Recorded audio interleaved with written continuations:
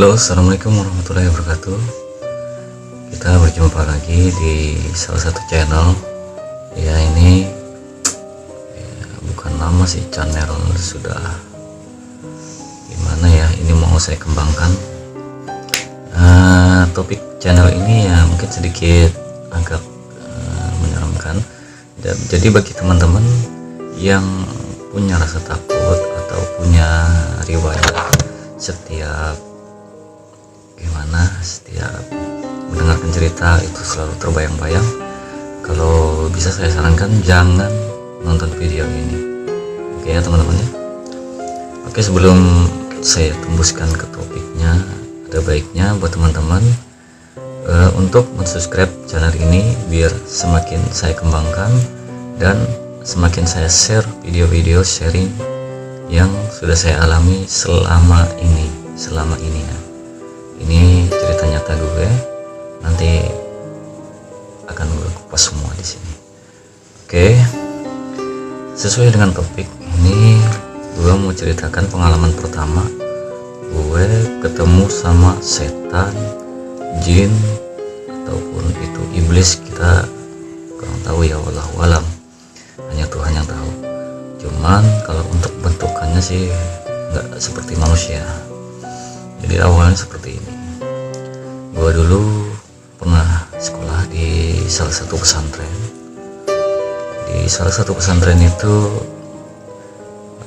gua pernah diajarin salah satu ayat. Nanti kalian coba cari aja di Al-Quran. Ini untuk yang Islam ya. Coba cari aja nanti ayatnya, yaitu surat Jin. Kalian baca aja itu, atau mau cari terjemahannya cek aja nanti ya di Al-Qurannya. Saya cuma mau ceritakan aja. Awal mulanya saya mau coba itu karena hanya ingin tahu, dan karena ingin tahu akhirnya berimbas ke efek kedepannya. Awal cerita ini saya mencoba, ini kata Ustadz saya dulu ya. Kata Ustadz saya dulu, dia bilang gini, kalau mau ketemu makhluk gaib yang ada berdampingan dengan kita walaupun dia tak terlihat tapi ada, ini ya gimana ya modelnya, perlu tantangan, dan kalaupun kalian mau coba, usahakan harus kuat mental, kuat fisik, dan jangan lupa minum air putih. Oke, kita ceritakan lagi ya. Aku lanjut lagi ke ceritanya. Lanjut, aku sih penasaran aja karena ini ceritanya Ustadz. Jadi aku coba nih ya. Aku coba baca itu surat jin, karena pantangannya hanya 2 sih. Kalau bisa bacanya di tempat sepi atau di rumah-rumah tua yang tidak ada penghuninya.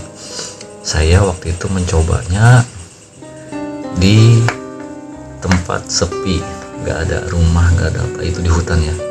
Saya coba karena berhubung rumah saya dulu agak jauh sih dari kota, jadi sembari saya pulang dari pesantren mau pulang ke rumah, saya coba itu. Jadi gue baca deh tuh surat. Terus setelah gue baca sih nggak ada efek. Nah, saya tunggu aja sambil jalan, itu pulang sekitaran jam berapa itu ya, sekitaran jam 11 kan, atau nggak salah itu jam 11 atau jam 12 lah. Karena dulu ya nggak punya jam, jadi nggak tahu tuh jam berapa. Intinya pulang itu sudah tengah malam. Gue coba baca itu, terus gue sambil jalan. Ini memang sepi loh, kiri kanan ini cuman rumput sama pohon, jalannya itu cuman setapak itu mau pulang ke rumah. Terus gue coba deh baca sambil jalan itu, kalau nggak salah 2 kali saya baca ayat itu, karena saya pulang itu bawa Al-Quran, karena saya habis dari pesantren, jadi saya baca itu, penasaran, saya baca. Dan setelah mungkin sekitaran setengah jam lah saya jalan, waktu itu belum sampai sih ke rumah. Jadi belum sampai ke rumah, tiba-tiba ada sesosok. Nah ini sesosok, dibayangkan bayangan. Awalnya sih nggak saya gubris, saya jalan terus saja karena posisi bayangan itu agak jauh masih. Lama kelamaan ini saya jalan sudah mulai berat nih, kaki ini sudah mulai berat. Jadi jalan itu sudah model kayak gimana ya, tertatih-tatih gitu kalau mau jalan. Jadi jalannya pelan banget, jadi kaki ini kayaknya berat, kayak ada sesuatu yang sudah hampir dekat sama kita. Jadi gimana ya, itu belum merinding sih, cuman berat kaki. Setelah blank, di hadapan gua ada sesosok yang susah banget saya bayangin, dan mungkin sampai saat ini saya masih lupa ke bayangan, masih ingat sama bayangan itu. Sampai sekarang pun masih ingat. Jadi setelah saya jalan, ini udah berat, ini bulu kuduk gua nih naik gitu sih, pelan-pelan sih, nggak langsung kut gitu, enggak. Jadi pelan-pelan dia naik pelan-pelan. Saya itu jalan sudah nggak bisa jalan lagi, sudah kakinya berat. Nah di saat itu, di saat dia memandang saya memandang dia. Nah itu mungkin teman-teman kalau punya pengalaman seperti saya, nanti ceritakan ya di komentar ya. Ini pengalaman saya setelah menatap orang itu, saya nggak bisa kedip. Satu, saya nggak bisa kedip, saya nggak bisa gerak. Tahu nggak, mau jatuh saya. Jadi nggak bisa gerak itu kayak oleng gitu, kayak mau jatuh, kayak mau pingsan, karena ini naik, bulu kuduk ini naik. Jadi ya gimana ya, model kayak ini, kayak ruh kita mau ditarik gitu. Jadi bawaannya mau pingsan, napas ini sesak. Jadi kalau mau bernapas itu kayak orang lari. Jadi sesak banget ini ketemu yang kayak begituan. Jadi badan sesak, napas kita sesak, badan nggak bisa gerak, itu udah mau rubuh. Nah setelah itu gue bacain tuh ayat kursi. Nah itu pun satu kali itu sempet lupa bacanya, jadi sempet kebalik-balik gitu baca ayat kursinya, kebalik-balik. Aduh, gue bilang nih sampai kalau nggak salah sampai 5 kali itu baru bener saya bacanya. Setelah saya benar baca itu udah hilang. Udah. Setelah itu jalannya sudah mulai ringan, jalan terus langsung, bukan jalan terus sih, lari gua. Pokoknya setelah lihat itu sampai rumah itu kebayang-bayang terus. Jadi malam itu nggak bisa tidur karena posisinya masih ini terngiang-ngiang, sosok wajah yang ya susah sih gua ceritain. Kalau teman-teman mau ceritain pengalamannya sih silakan nanti di komentar ya. Bayangannya itu gelap. Ini bajunya pun gelap. Rambutnya itu entah itu rambut atau kayak tali atau gimana itu, pokoknya kayak nggak ikal, nggak gimbal, nggak juga, pokoknya rambut tapi nggak berbentuk rambut. Posisinya itu dia agak miring gini. Nah, dia nggak di hadapan saya sih, sebenarnya di samping. Nah di samping ini, makanya saya nggak bisa gerak. Nah, sampai sekarang pun saya kebayang tuh orang. Aduh, masya Allah, jangan lagi deh coba-coba.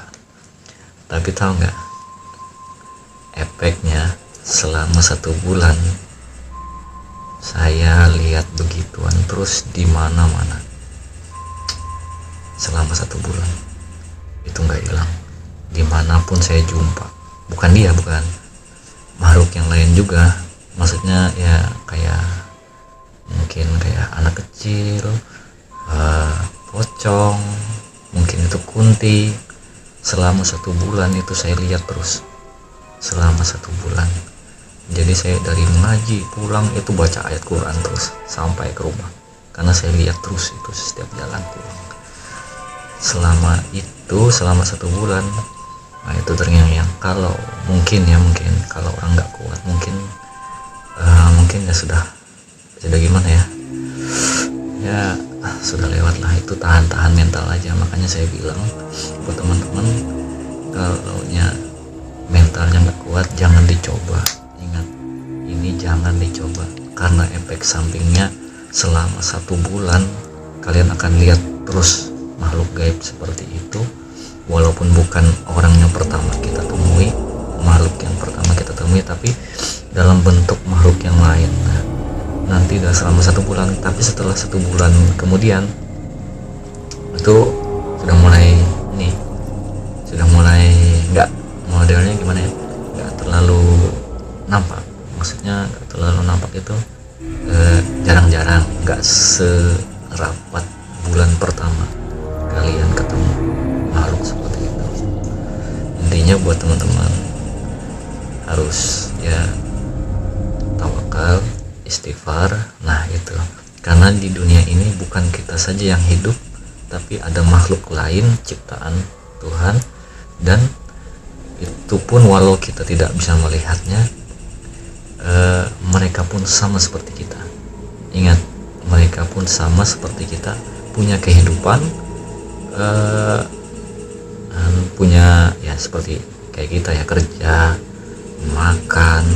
Mereka pun punya kehidupan lain di dunia yang lain itu. Intinya sering-seringlah berbaca doa biar tidak diganggu, karena makhluk mereka itu ada yang mengganggu, ada yang baik, ada yang nakal, ada yang bersahabat. Tuh. Oke, untuk video hari ini mungkin saya cukupi sampai sekarang aja. Masalahnya nanti ada video lagi yang akan saya buat ini tentang keuntungan dan kerugian kita setelah bertemu dengan makhluk gaib. Itu aja. Untuk teman-teman yang sudah nonton, insya Allah mudah dilindungi oleh Maha Kuasa, dan sering-sering bertawakal, istighfar. Oke, buat teman-teman jangan lupa like, share, dan juga subscribe untuk bisa saya kembangkan channel ini. Dan kalau ada kurang-kurang, mohon kasih komentar di bawah ya kalau ada yang kurang dari video ini, karena ini channel saya yang baru, jadi mohon dukungannya. Kita akan kupas nanti ya, kalau ini tembus 1000 subscriber, saya akan ajak kalian berpetualang di dunia gaib, insyaallah. Assalamualaikum warahmatullahi wabarakatuh.